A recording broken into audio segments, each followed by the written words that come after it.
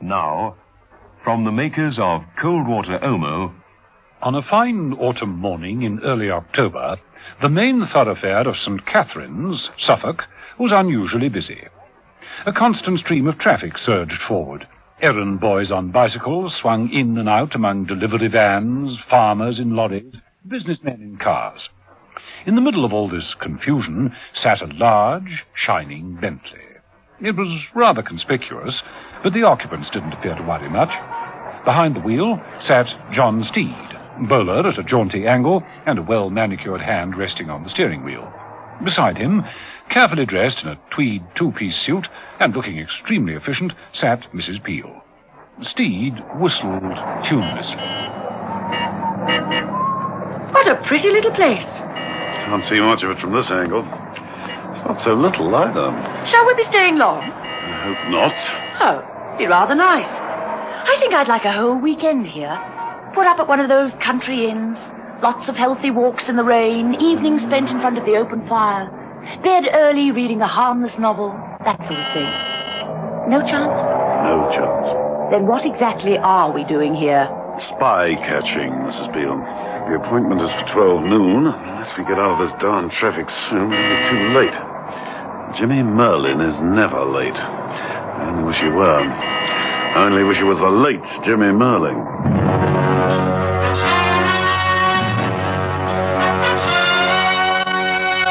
The Avengers. John Steed and Emma Peel, The Avengers.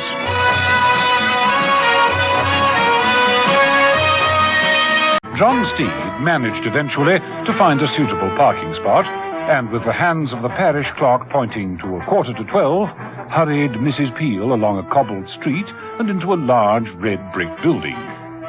From the various plaques and brass notices outside, it was clear that it housed a number of offices belonging to small business concerns. Steed let himself into an office on the second floor, marked the Poston Trading Company. Judging from the various articles, such as crates of toys, fishing tackle, electrical appliances, and gardening equipment, the Poston Trading Co. dealt in practically everything. Steed placed a small briefcase on a garden bench and moved swiftly to the window. What a curiously jumbled place for a rendezvous. No one else is likely to look for us here. It's neutral ground. It's no ground at all. Not much carpet either. What makes you think that this Jimmy Merlin will turn up? Why are you so sure? Money. Jimmy Merlin would sell his own aged grandmother if the price were right. Well, if she's that old, I shouldn't think he'd get many offers. He'll come. I've baited the trap well enough. Speaking of bait... Mrs. Peel removed a large fishing rod with villainous-looking hooks from an easy chair and collapsed into it. Jimmy Merlin worked for us once, didn't he? Us, them, they, practically anyone you can name. Whoever's willing to pay his price. A double agent? Multi-quadruple would be more accurate. The artiste superior of the double cross. But this time we've got him. I've waited so long for this meeting, I've got him at last. If he shows up. He's showing up. Steed looked from the window down into the street. Walking on the pavement on the opposite side was a tall, athletic figure, immaculately dressed in a country suit and a green felt hat and walking stick. Without a glance upwards, he crossed at the traffic lights and made his way towards the building. Jimmy Merlin, all right. Steed left the window and moved swiftly to the bench where he'd placed his briefcase. Opening it, he removed a revolver and hastily checked it. Firearms? That's not like you, Steed. Most unusual. Well, this is a very unusual case. One doesn't take chances with Merlin. Not one. He's as devious, tricky, and cunning as anyone you'll ever meet. And dangerous. Deadly dangerous. Any particular part that I should play? Just play it cool and watch him all the time. Don't underestimate him as a killer, and don't be taken in by his particular brand of charm. Shh. This must be him now. Who's he expecting to meet? One of them. To do a deal? That's right. What kind of a deal? The footsteps stopped outside the door. The silhouette of a man appeared against the opaque glass panel. There was a pause and a knock. No, not a move. The knock was repeated And then the silhouette moved away. He's going away. From a cash transaction? Never. Shh, look out. The door crashed open. Merlin hurtled into the room. Steed leapt forward and grabbed him round the neck. Mrs. Peel grasped Merlin's right hand and held on to what she thought was a gun. I told you he was tricky. You're going to be disappointed, you know. Mrs. Peel found herself holding a pipe. She closed the door. You don't look the smoking type. Hello, Steed. Hardly expected to see you here. Hello, Merlin. I know what you were expecting, Merlin. You see, I arranged the whole thing. Wow. Did you now? Efficient, and I think you mentioned the word tricky. Well, it has a nice element of surprise. I particularly admire your choice of partner. Fast and quite lovely. Remarkably so. How do you do? Jimmy Merlin is the name. How do you do? Steed didn't exaggerate about you. Oh, please, don't believe everything you hear. About your brand of charm, I mean. Forewarned is forearmed, Miss... Mrs. Ah, what a pity. But nowadays I understand that doesn't matter all that much.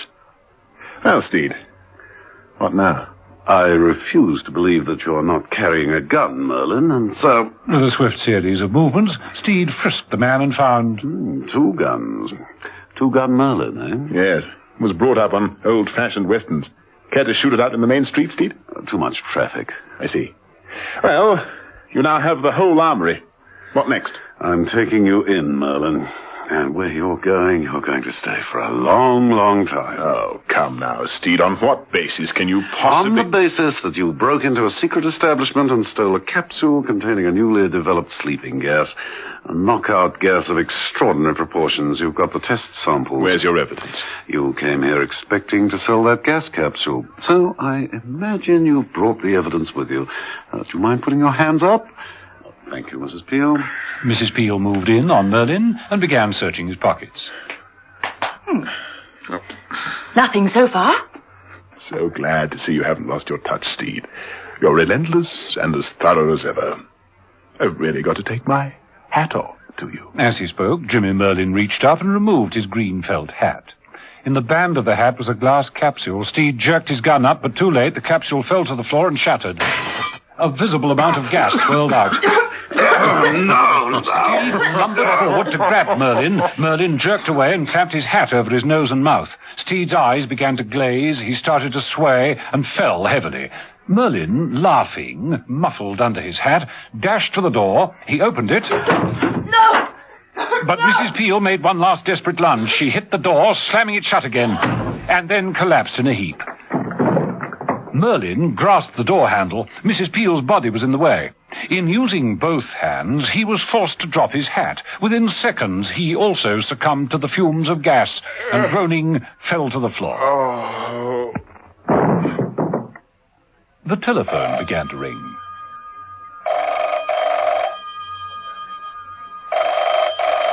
But no one was awake to answer it.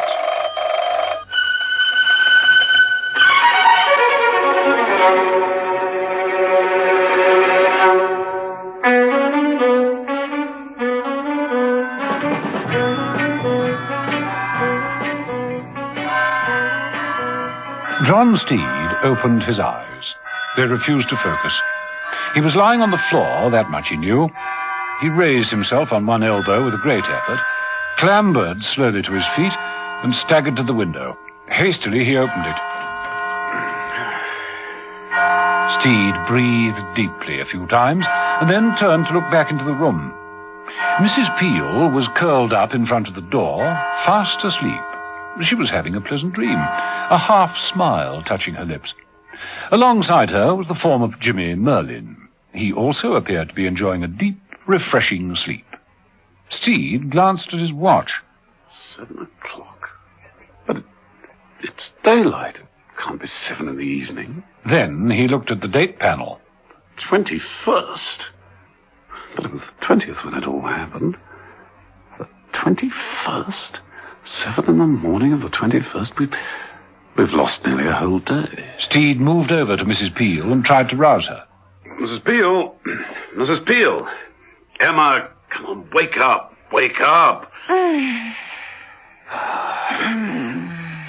It's no good. Both out of the wire. Telephone. Operator? Operator? Oh. One thing is certain. I can't go off without Merlin. Now, let's see. Steed opened his briefcase and removed a pair of handcuffs. He quickly snapped one round Merlin's wrist and the other round his own. Then he proceeded to slap Merlin's face until there was a vague, sleepy response. Was it? Merlin, we're going to take a little ride. Right. You and I. Don't want to ride.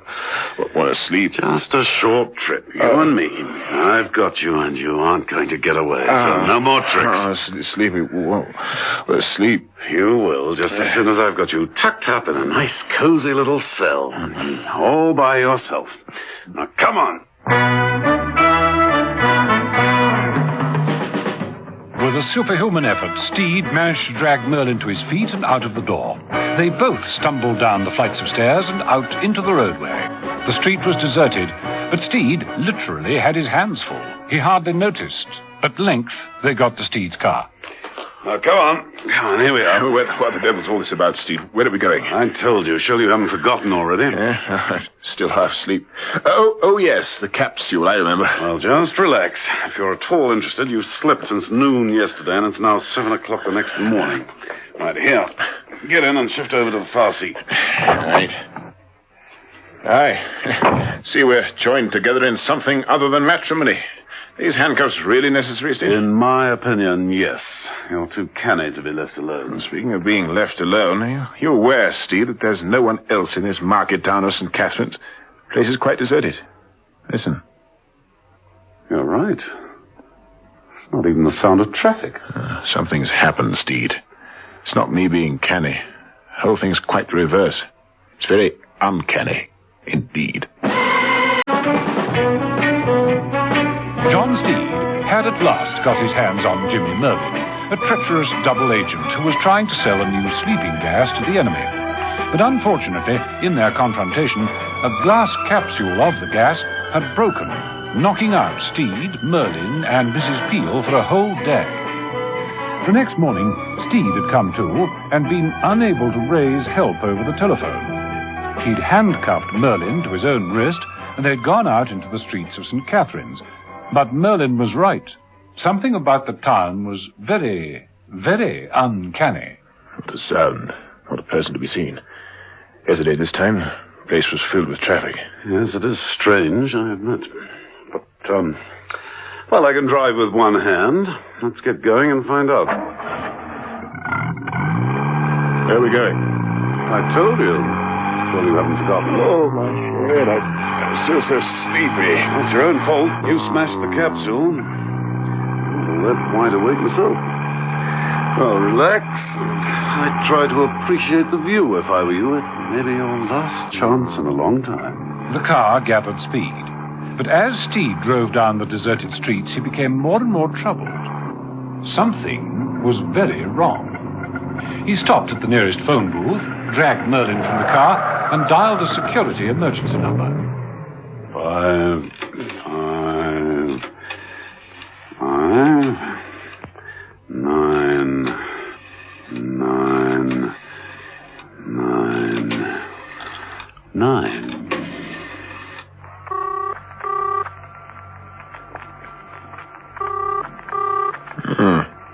Not even anyone awake at security, huh? Might have guessed that you'd know the number. Never had occasion to use it, of course. Oh, just can't raise outside help at all, can you, Steed, old boy? I'll manage somehow. Not doing so good so far, if I may be allowed an observation. Come on, Merlin. I have no option. But yet again, I say, where to?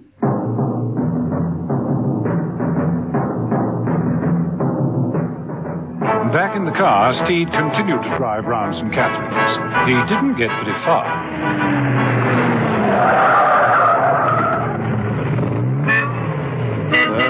Never get through there. That truck's right across the road. Strange. Both driver and passenger doors are hanging wide open. There's still no one about. There's got to be. I'm trying to wait the dead. Well, come on. We'll walk, then. Steed forced Merlin out of the car, and together they both examined the deserted truck. No key in the ignition. I'd be daft enough to leave a truck like that. Been like it some time. Radiator's ice cold. I say, Steed, sudden thought, for what it's worth. What is it? It's all in the mind.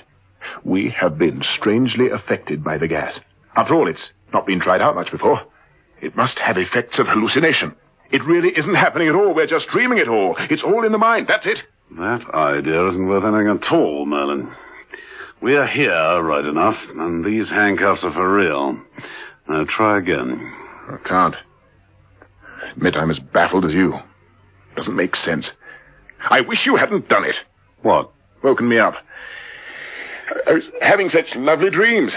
This is a nightmare. There's got to be an explanation. Come on. I say, I suppose there's no chance of doing it, do you? I don't think so. Let's face it, Steed. This thing's greater than both of us. You can't work it out alone. Neither can I. Why not take these blasted handcuffs off and let's work together? No chance. Not if it's really worth your while. Keep talking and walking. 20,000. Swiss bank. No names, no strings. No deal. 30,000. Pounds? Yes, pounds sterling. Oh, sorry, old chap, I only deal in guineas. Look, on the pavement. A boy's bicycle overturned. Kiddy's toys all flung down as though there were a sudden panic. Now, what could have disturbed them in their play? I could throw in a yacht. I got one. Come on. My private plane, perhaps? No use for it. String of Arab ponies, then? I don't like them. What about a house? House in France. Which part? Saint-Tropez. Splendid condition. I prefer the north, myself. No, for pity's sake, Steed, isn't there anything you want? Yes, there is. There's something I want very much. What? You behind bars. Now, come on, step up.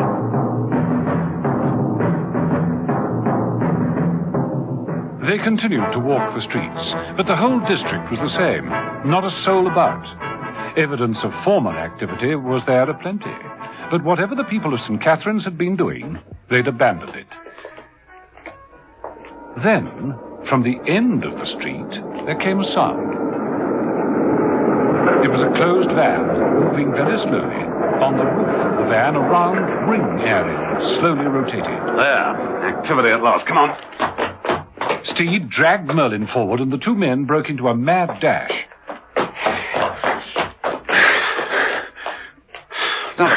Not a sign.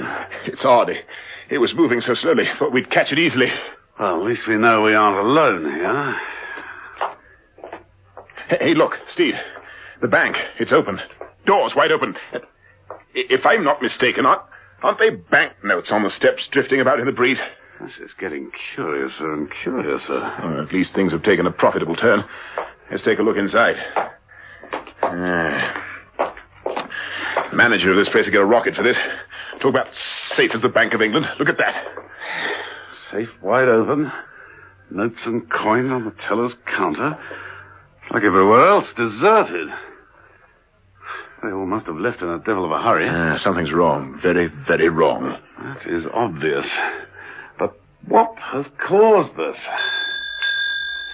Hello? Hello, anyone here? Has the world come to an end? They forgot to tell us. Hey, look, the date. Calendar above the far wall. 21st. Tuesday the 21st. I told you earlier. You must have still been asleep. We've lost a whole day. Not a public holiday, is it? No. Anyway, a holiday wouldn't explain why the streets are empty. This place wouldn't be open on a public holiday. Deserted. Abandoned is a better word. I've got it. What? They've all gone to the moon. The quickest launch ever. No time for preparations. Left in haste. The whole town's empty, Steed. Only sign of life was that van. I say, do you think that sleeping gas that knocked us out, maybe it's more powerful than we thought? Spread right through the town. Put everyone out. And their bodies just evaporated? You know, it's really rather ironic. What is? Well, you know what they say. One man's meat is another man's poison. You've got me, Steed, but there's no one to hand me over to. True, but the operative phrase is, I've still got you. Yes. Yes, at the moment. You know, I hate street brawls, but after all, we aren't in a street at the moment, and so... Merlin swept Steed's feet from under him. They crashed to the floor among the banknotes. Merlin intent on knocking out Steed. But Steed recovered, rolled on top of Merlin, and firmly pinioned his shoulders to the floor. Oh, no, you don't. Don't try that ever again. Can't promise. Listen. Yeah. Marching feet. Sounds like soldiers. Come on, get to your feet. Come, Miss Bliss.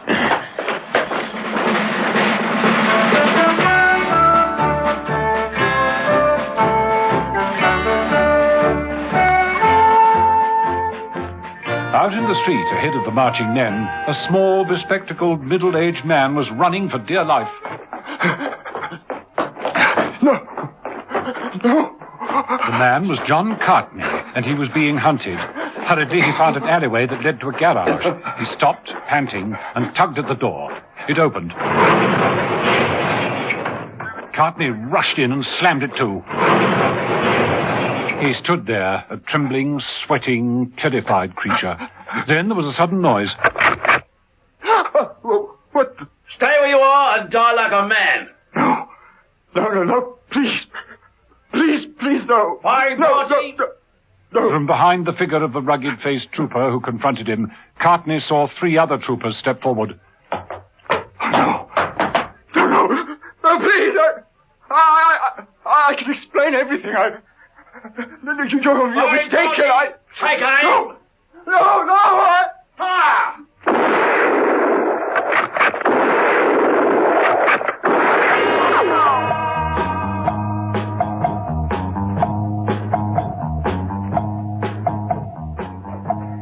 Steed and Merlin heard the shots and, without a word, ran towards the garage.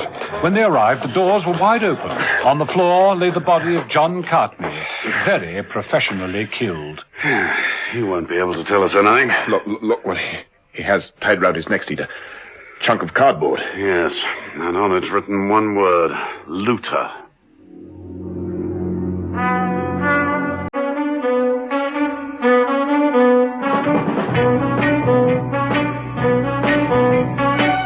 The effects of the sleeping gas wore off as the morning wore on. But John Steed still couldn't make sense of what was happening in the market town of St. Catherine's. He'd found the whole place quite deserted, apart from the sounds of marching feet and one elusive radio van. In fact, the first person he and Jimmy Merlin saw that day was a dead man. Shot for looting. Doesn't make sense. Nothing does this morning. Mind you, I was sorely tempted back there in the bank. That the reason you tried to jump me and get away, Merlin? The sight of that open safe? Not really, Steed. I play for far bigger stakes than can be held in a town bank. You're not going to be playing for any kind of stakes in future. You're going inside a well-guarded jail if it's the last thing I do. Careful, old boy. It could turn out that way. Don't try anything. I wish I could think of something to try. But back to the subject in hand. What about him, the dead man? Well, let's examine the body. Why is it so important to find out who he is? You'll never know. Want to send flowers to his widow or something? Just shut up and cooperate for once. Come on, let's go through his pockets. Steed and Merlin knelt by the body and carefully searched its clothing. Steed found a wallet. This says Harold Thomas Cartney, 4 Lymington Crescent, Ipswich. Cartney. Harold Cartney. Now, that seems to ring a bell. The only bell it rings to me is an alarm bell.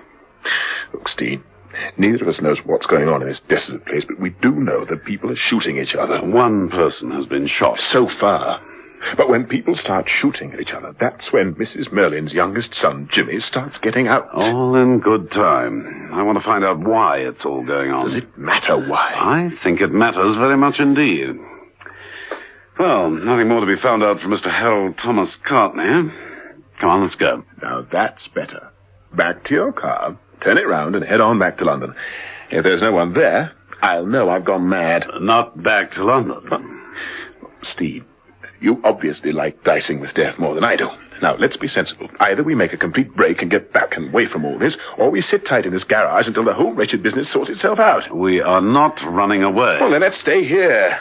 It'll be safer to sit tight here and... I agree. It would be infinitely safer. Well, then. But we are leaving right now. But why? Where to, Steve? Emma Peel. Do you remember Mrs. Peel? You said that you particularly admired my choice of partner. Now, the lovely creature you turned your oily charms upon before you busted that capsule that knocked us all out? Ah, yes. Mrs. Peel. Presumably she's still sleeping it off. Presumably. But when she wakes, she's going to be alone and very, very vulnerable. So no more talk. Come on.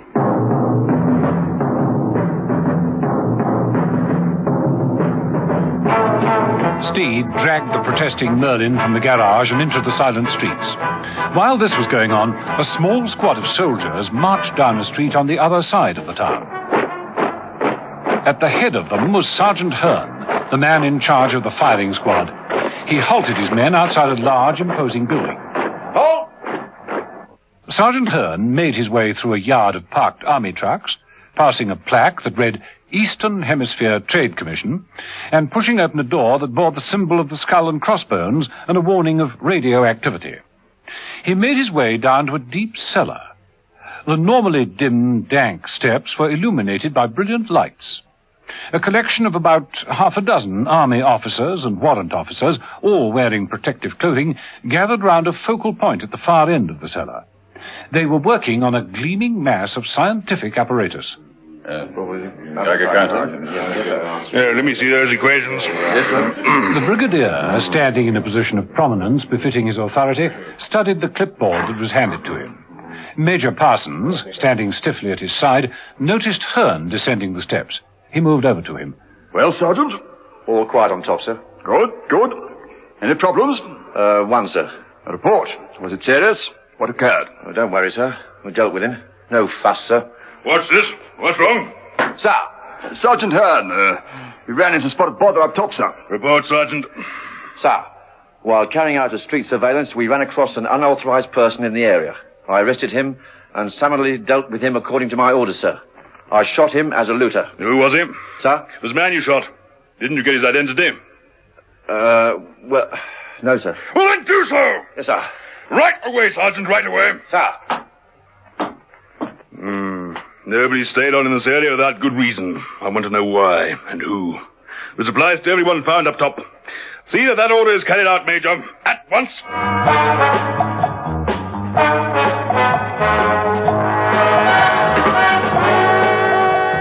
Some while after that, Steed and Jimmy Merlin were cautiously making their way back to the Poston Trading Company, where they hoped to find Mrs. Peel still sleeping. Nothing so far. Got to be careful. You know, Steve, this is darn ridiculous. What are we doing, snooping about like a couple of Boy Scouts on tracking practice? Being prepared isn't a bad motto in these circumstances. I wonder who this can be. It was Sergeant Hearn on his way back to the garage. Quick, up the steps into the bank. Steed and Merlin scuttled up the steps of the bank they had previously visited. Inside, they made their way to the rear door. Too bad. It was locked. We've got to get out of here. Too bad. Too late. Hold it! Stay where you are! Right. Taking advantage of the emergency, eh? Emergency? Made a break from somewhere, have you? Right, forward, men. Cover them. Yes, sir. Yes, sir. Perhaps if you could just explain what all this is about. Silence! Well, surely at least tell us what's happened, and then... If this man speaks again, shoot him. Stop! Orders are that anyone found within the area shall be searched. The Brigadier wants a complete check. Right, now let's see what you've got in your pockets. Hearn began searching the two men. On Jimmy Merlin, he found nothing. On Steed, 2 wallets. John Steed and Harold Cardney. Now, which are you? John Steed. Silence. Oh, you took this from the dead man back there in the garage, didn't you? Didn't you? Matter of fact, old chap, yes. You see, I'm attached Looting. Both of you. What's your name? Merlin. Now, look here, Sergeant. I've had nothing to do with this. Nothing whatsoever. You see, this man, Steed... You have both been found guilty of looting. Guilty? I didn't see a judge. I am the judge. The sentence is death. It will be carried out immediately. I say... He means it, Steed. He really means it. Firing party will take up position. Yes, sir. Oh, dear, we can't let this happen. Handcuffs can be useful for other things than holding people together, you know. Right, silence. Right, firing squad. Now, I think, Steve. Right. As one man, Steed and Merlin leapt forward. They dropped their handcuffs over the sergeant's neck, pulling him back in front of them and nearly strangling him in the process. Right. Drop those rifles. Tell them, Sergeant. Tell them we mean business. Tell him, Sergeant. Do as he says. Right. Stand clear. Come on, Merlin. The door. Steed and Merlin moved off to the doors, dragging the sergeant between them. When they reached them, they roughly shoved him back into the bank. He sprawled on the floor as they slammed the doors closed and ran towards the armored car. Steed started her up, and they roared off. A burst of shooting from the troopers followed them.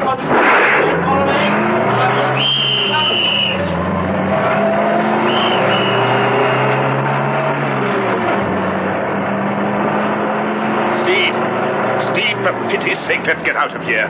We can make it easily enough. Those men were trying to kill us. But they didn't. I don't find that encouraging. Well, Steed, let me off the hook. Undo these blasted handcuffs and let me take my chance alone. Wouldn't hear of it, my dear chap. They're after us. I'm too young to die. You're over 21. If I were over 80, I'd feel the same. Steed, where are we going? We're sneaking back. Sneaking back? Give me 3 good reasons why. 1, Mrs. Peel is still there. 2, I want to know what's going on. I said 3 reasons. Third one? A terribly obstinate man. How's that? It's not good enough. They were the British Army. The sergeant and their firing squad. They were the British Army. And he mentioned a state of emergency. Houses empty, cars abandoned, martial law, it all fits. Now, I'm not moving out of St. Catherine's until I find out what sort of emergency. You got that? Understand? I only understand one thing. If they don't kill me, you will, with careless driving. I promised Mother if I ever get out of this alive, I'm going straight. And that's a promise I've never made before.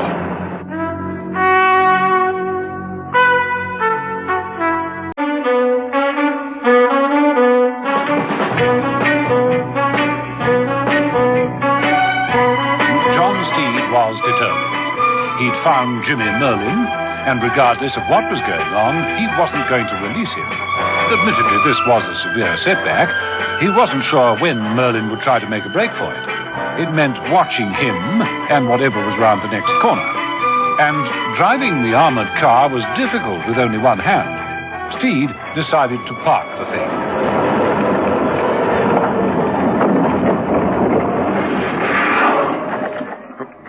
What's the idea? I'd hoped you were going to get us out of here. I've told you. I'm not leaving Mrs. Peel. Be realistic, Merlin. If this whole town is under martial law, they'll have barriers up on all the roads out of it. I suppose that's true. But look, Steed, I'm your prisoner, right? Right. And I'm your responsibility, right? Right. Then you're supposed to take care of me, right? Wrong. But the rules say... There are no rules in this business, Merlin. You should know that. Now, you want to find out what's going on, don't you? No. Well, there you are, then. Come on. Steed dragged Merlin out of the parked car. They walked stealthily down the street and round the corner. There, not more than a few yards away, was a radio van, the one they'd seen earlier. The round circular aerial had stopped revolving. This made Steed wonder if there was anyone in the van. He pulled Merlin forward. I'm going to try the rear doors. Steed reached the van, grasped the rear door handle, and jerked it open. Oh, well, you might have knocked. What's up, miss? Shall I clobber him? Yates, a stocky young cockney, jumped from the van and approached Steed and Merlin. He held a large, heavy spanner in one hand. No good. It's a fair cop. I suppose it isn't any use asking you two not to destroy the film. Remember, it is more than a scoop, it's history. Confiscate it if you want. Lock it away, but please don't destroy it. After all, I could put this in... The girl stopped. She noticed the handcuffs that linked Steed and Merlin together. What on earth's going on here? I wish someone would tell us. You mean you honestly don't know? No idea. You know, Yates, I think they're telling the truth. This is fantastic. It's not that fantastic. We've been knocked out for nearly 24 hours. Whatever has happened here at St. Catherine's happened then. And we missed it. Well, it's still incredible that you don't know. The whole world knows. I do hate to think that the whole world has me at a disadvantage. I won't tell you what's happened. I can do better than that. I can show it to you. Climb into the van. No. It's all right. This is no trickery. I'm on the level. All right. Come on, Merlin. It was tiny and cramped inside the van. Yates moved to a TV monitor at the far end and began flicking switches. I'm Jenny Thurston, by the way. Television News. We came in to cover the event, and then, when everyone was ordered out of the area... We stayed on. Against orders, of course. We've been sneaking around the streets, picking up what shots we can. Okay, miss. Ready for the playback. Switch it on. Right. This is the newscast you would have seen if you hadn't been asleep all day This yesterday. is Jenny Thurston. I'm standing here in the heart of St. Catherine's. Cars are still pouring out of the town in their thousands. But jams are building up, and already owners are abandoning the private vehicles and hurrying away to the special coaches standing by for evacuation. It was difficult for me to do this commentary. So much was going on. Special troops, Thank you. troops enter the town. A state of emergency has been proclaimed. Within 30 minutes, this town and the surrounding 50 square miles surrounding it will be evacuated. It will become a ghost area, empty save for the troops. The area is under martial law as from now. Here you see the man who will remain in sole command. Brigadier Hanson. Hanson's in charge. Easy there, man. Yes, miss, what is it? Television News.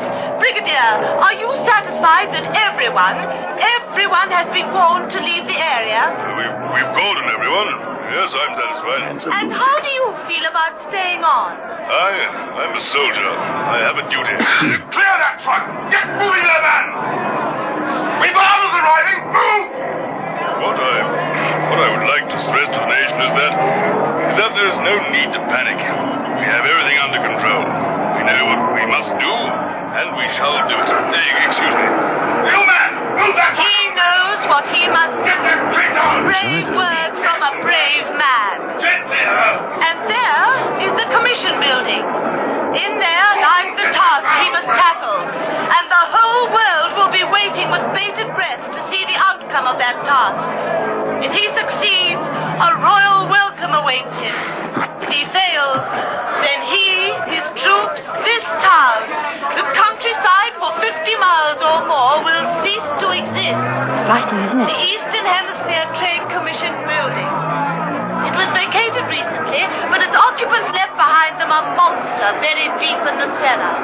They left behind the atom bomb, which Brigadier Hansing and his men must attempt to defuse at once. And now I think we should pass on to the crowds and ask their opinions. The men over there for the coach. All right, Yates, that's enough. Kill it. Yes, miss. Atom bomb. But why? Who? No one's sure. The Trade Commission building was occupied by representatives of more than 20 countries. Your guess is as good as mine. A hostile warhead deep in the middle of our own territory. Nice ace to have up one's sleeve. How was it discovered? Pure fluke. Brigadier Hanson's one of the nuclear experts. He was staging some maneuvers in this area. His instruments registered radioactivity. He pinpointed the bomb. That explains a great deal. I should have thought it explained everything. So, Miss Thurston, you're here without authority, then? I'm afraid so. If we're caught, they'll... Shoot you. Oh, I think a firm reproof would be more in order. Don't kid yourself. We've already seen how trigger-happy they are. The firing squad's already been at work. You've got to be joking. I'm afraid not. You mean they actually shot someone? Here in an English country town? There is a state of emergency. Did you hear that, Yates? Come on, we can't miss this. Right, miss. No. Better still, you stay inside here. These two can ride with me in the front and show me the way. You can tell me more about yourself as we drive. I say, look here. No arguing. This could make the biggest story we've ever done. Well, come on. No time to lose.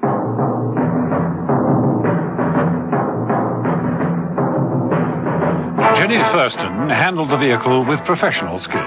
She drove fast, but well, following Steed's vague instructions, and at the same time listening to him explain why he was still handcuffed to Jimmy Merlin. And so, I can't let this man go. You understand? Sounds unbelievable to me. No more unbelievable than what's happening to us at this moment. No, I suppose not. It doesn't look criminal. Don't be fooled by his looks and easy charm. They're very deceptive. I say, I wish to the devil you wouldn't keep discussing me as though I wasn't here. It's very embarrassing. I've only said nice things. So far. All the same, it's embarrassing. I notice you haven't asked to hear my side of things. You haven't got a side of things. Anything you tell Jenny will be calculated to foul up her tasks. Forget him, Jenny. Oh, I won't do that. Thank you. But I will be careful. It's round this corner, isn't it? Bad as steer at the wheel. Well, you've got to put up with it. You can't get out and walk. Hey, look, up ahead. Soldier. Looks like a major.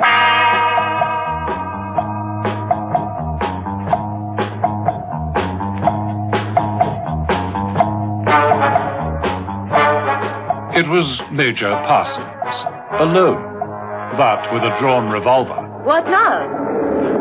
Slow down. Slow down. It's about time I made myself known to the authorities. You sure that's safe? Don't worry. I'd have probably been sent into the area anyway. Hey, Major! I'm John Steed, security clearance KR5. Might be able to give you a hand. No, don't stop! Come on! Merlin suddenly stretched out a long leg and stabbed his foot over Jenny's foot on the accelerator. The van leapt forward. The wing caught the Major and sent him flying. Drive on, I tell you! You crazy! You drive on! What the devil do you think you're doing? You could have killed him. That I recognize him. That's no Major, Steed. He's no Major. What? That man is not British. His name's Parninsky. Gregor Parninsky. A cutthroat, a pirate, a mercenary. Are you sure? I'm quite sure that man lying back there in the road unconscious is Parninsky, a Russian agent. Figure that one out, Steed.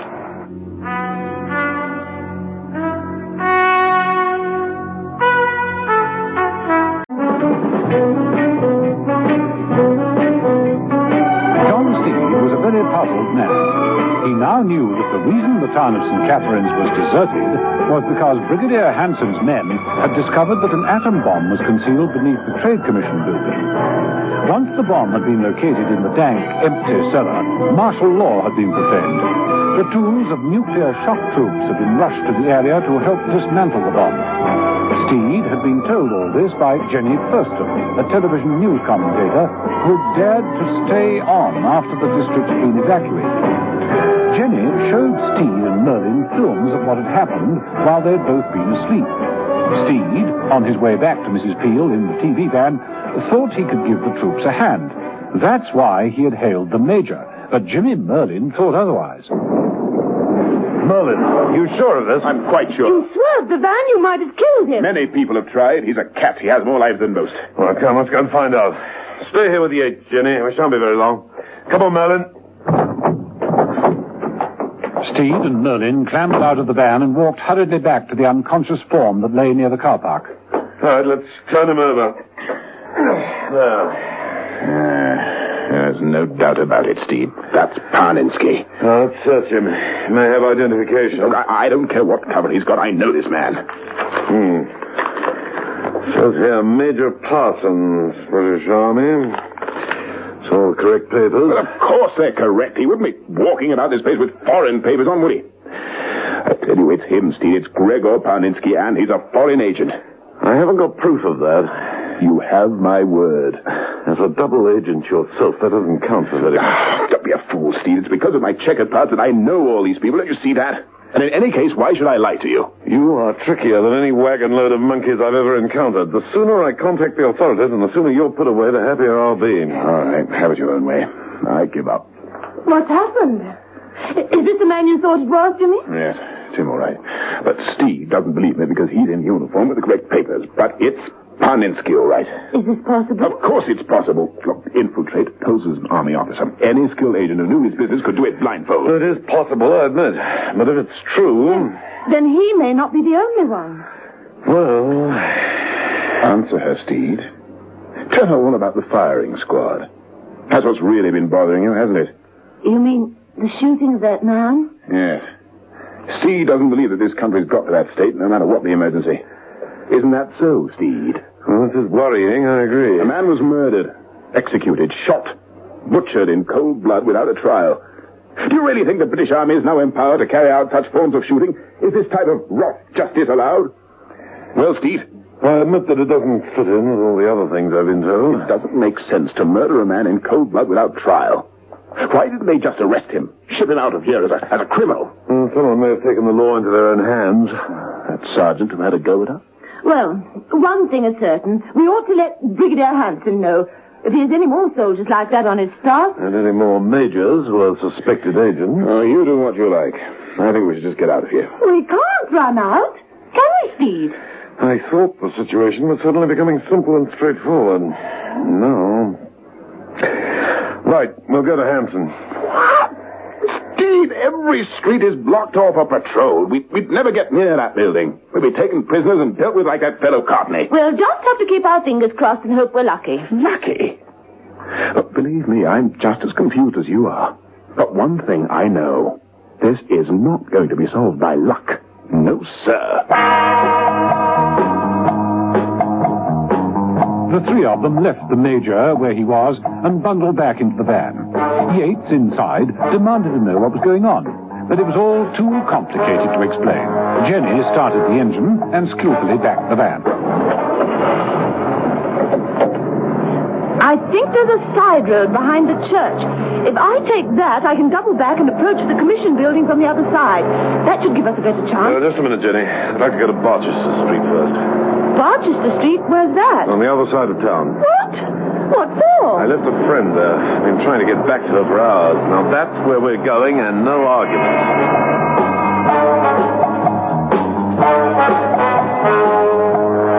But Steed was a little late in this decision, for Sergeant Hearn and his troopers had been scouring the near neighborhood, searching for them.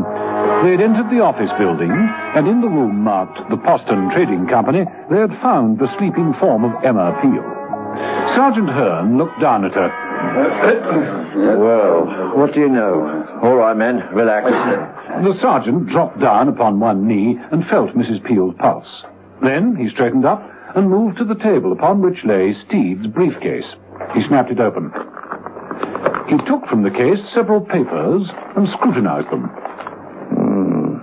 John Steed. The name of the joker who clobbered me.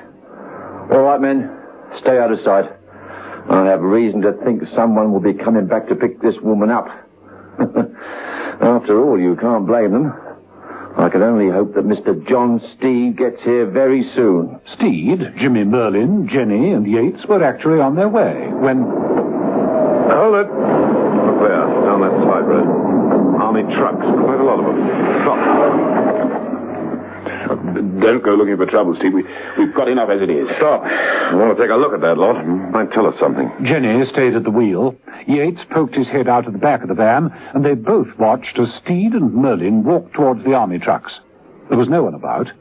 Jenny saw Steed jerk up the canvas drop that concealed the inside of the first truck and look inside. She saw him look swiftly at Merlin, and they moved to the next one. After completing the line, they hurried back. Well, what is it? What's happened? How many men were sent in here for the emergency, Jenny? 4 platoons. 4 platoons of nuclear shock troops? That's right. The best. What is it? What did you find over there? 4 platoons of nuclear shock troops. All drugged, all unconscious. What? But if they're there, then... Then who is out at the commission building? Who is handling that atom bomb? At the commission building, Brigadier Hanson was confronting a very distressed Major Parsons. The Major, who'd come round in the street, had staggered back and blurted out an incoherent account of how he was knocked over. You are a fool, Major. Yes, sir. More than that, you are a dangerous fool.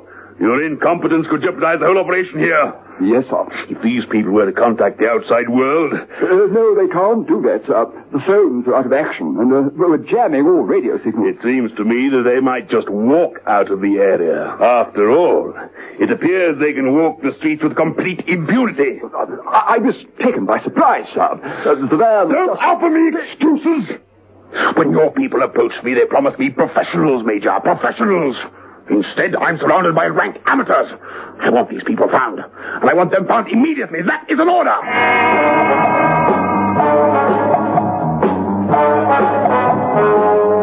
The people in question had by this time arrived near the offices where Sergeant Hearn lay in wait for them. They parked the car, and all 4 of them walked carefully to the main entrance. There, Steed stopped and produced some keys. I want your word of honor, Merlin. Oh, taking these blasted things off at last, Steve. Good. I'm only undoing the handcuffs because I think there'll be trouble. Oh, you can rely on me, Steve. You have my word. That's better. You know, I'm touched. I'm really touched by your faith in me. Ben, I'm doing this because I don't want to find myself dragging around a dead man. Careful now. All right, Jenny, Yates? Yes? Right, Mr. Steed, lead the way. Right. In the upstairs room, Sergeant Hearn waved his troopers back into cover and waited. Mrs. Peel slumbered on. Mrs. Peel? Mrs. Peel? Still sleeping. Come in. What now? Well, I think we should get over to the Commissioner's building. Get out if you ask me. Oh, no. Stay where you are. Take cover. Steed dropped down to the floor, so did Jenny. Yates panicked. I'm getting out.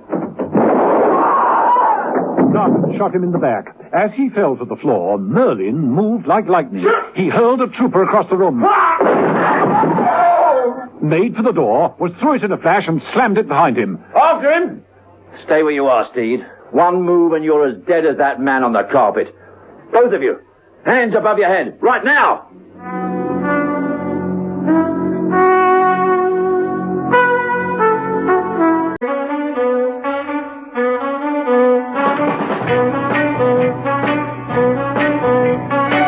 John Steed, Jimmy Merlin, Jenny Thurston, and her driver Yates fell neatly into the trap Sergeant Hearn had set for them.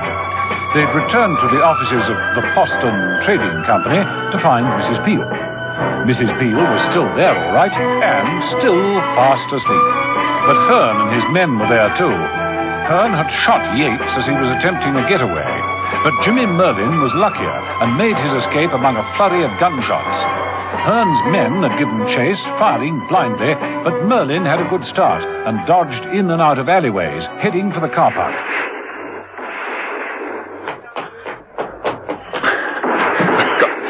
Got to get under cover. And at the same time, I must get to my car. That's the first thing. Not much further now. Merlin doubled back, tore down a side road, and into the car park. Once there, it was easy to conceal himself and wriggle his way to where his own car stood. He froze as voices approached. He went this way, headed into the car park. I don't think so. He went around the back, over there. Merlin dropped to the ground and squeezed himself under his car. He saw army boots approach, heard voices, foreign voices. We must not fail. If we do, it will not go well with us. He could have made for the other entrance and the exit over there. Merlin waited until the footsteps had died away, and then scrambled from under the car, unlocked the door, and sank with a sigh of relief into the driver's seat. He inserted the key in the ignition, and then a thoughtful look came over his face. He reached back under the seat and withdrew a small suitcase marked J. Merlin. He opened it, peered inside, seemed pleased with what he saw, closed the case, and then made a decision. With a broad smile, he opened the car door and, carrying the case, weaved his way silently amongst the cars, heading back the way he'd come, back to the Boston Trading Company.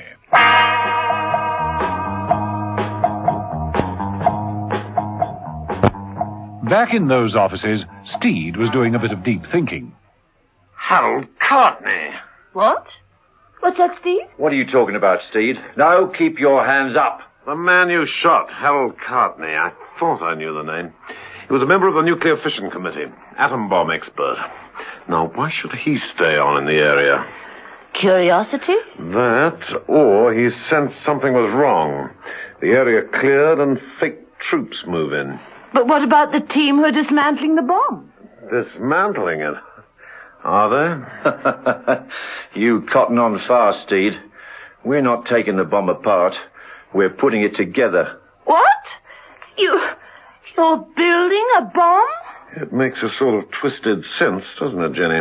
The area is declared clear, everyone moves back in, and then... Then the government pays up. We make our demand, pay up, or else.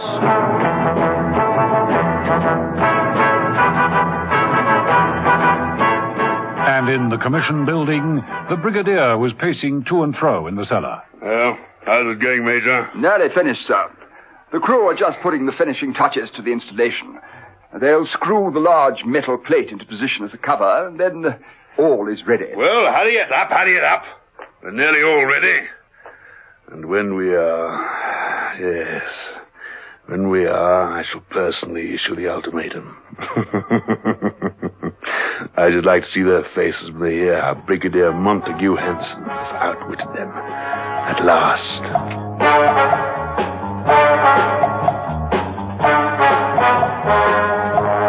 Jenny Thurston had never been in such a frightening position, but she refused to be cowed by the burly sergeant who had a gun pointed at her and John Steed. Tell me something, Sergeant. A purely professional question from a newswoman. Who exactly are you? We might say that we are all mercenaries. Quite clearly directed mercenaries. The plan was so simple. We declared a state of emergency. They cleared the area to allow us to bring our apparatus in. They assisted us, in fact. Now, well, everyone believes we're heroes. That gives our demand more weight. What do you mean, more weight? This is a dummy run, Jenny. You catch on fast, Steed. It took a long time to evacuate the area. A long time. And the authorities know that. I still don't understand. Once the bomb is installed and ready to trigger off, you'll sound the all clear. Isn't that right? Correct. The people will come back, pouring back into their homes all over this area. And when they are here, every one of them home, that's when we tell them to pay up. We'll give them just 15 minutes to hand over 20 millions. And if they don't, you'll detonate the bomb? They'll pay up. They already know how long it took to clear the area. A lot longer than 15 minutes. 20 millions. That'll mean there'll be a cut for everyone. Not all equal, you understand. The Brigadier will get the lion's share. The Brigadier? A man of his standing involved in a thing like this? Why? Why and how? Pique. Anyway, that's what the other chaps say. Pique. Bitterness. Anger. He's been told he's going to be replaced, made redundant, by a computer. A machine. It's a lot for a man of his experience to swallow. Kicked out of the service to make room for a machine. Of course, the money's a big incentive, too. But it's the machine bit that really gets him. Oh, well, I think we've waited long enough. Come on your feet. We'll find them. I do wish you'd make up your mind. I have. I don't suppose you've got any preference where your execution takes place? What? Why don't you get it over with? Outside, then. Quickly. Come along there. At that moment, several things happened at once. Steed stepped between Hearn and Jenny. Mrs. Peel woke up at last, and the door opened. What's going on? Stay where you are. Hands off! No! What the devil? Mrs. Peel, wide awake in a second, took in the situation at a glance, shot forward, collared Hearn and threw him across the room just as Jimmy Merlin appeared in the doorway with another gas capsule. Steed's warning came too late. The capsule spun out of Merlin's hand and broke on the floor, right under Mrs. Peel's nose.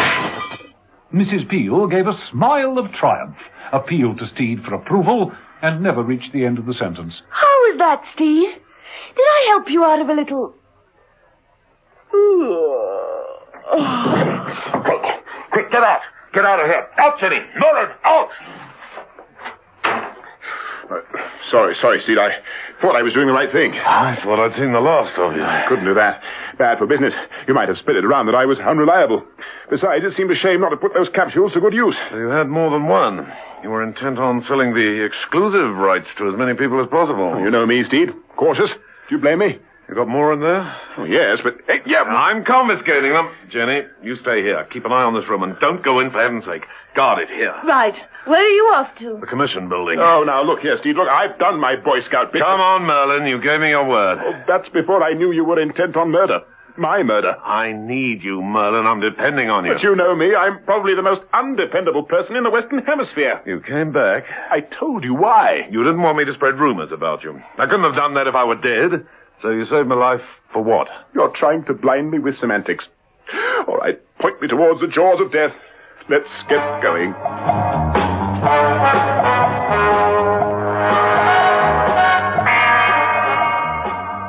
In the cellar of the commission building, Brigadier Hanson had finished all his preparations. Excellent, Major. It'll take him more than an hour to cut through that lot. They won't have that much time. All right. Let's clear up and get out of here. The men were all ready to leave the cellar when Steed and Merlin appeared at the top of the stairs. Just in time, it seems, Merlin. That's a good one to start with. Take cover, men! Take cover! Open fire there at the top of the stairs! 2 or 3 more should lay enough for days.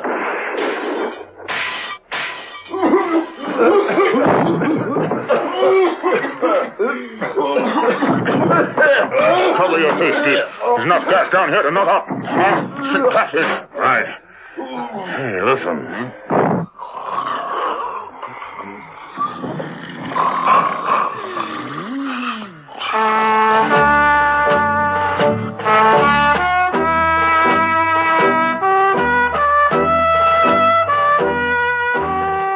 A short time later, back at the Poston Trading Co. offices. Well, what happened, Steed? Unless our friends walk in their sleep, it's all over, Jenny. I've got to get back with this story. Anyone coming with me? I suppose you'd better get out my handcuffs again, Steve. Jimmy, if I don't, will you promise me to stay out of trouble? You have my word as an honest man. Thanks, Steed. I won't forget this. Thanks a lot. Come on, Jenny, let's get to know each other a little better. Bye, Steve. Bye, Steve. Goodbye? Oh, no. Au revoir. Mrs. Peel? Mrs. Peel? Oh, I feel as though I've slept for a week. Hello, Steve. Anything exciting happening yet? No. All peaceful. Come on, let's get out of here.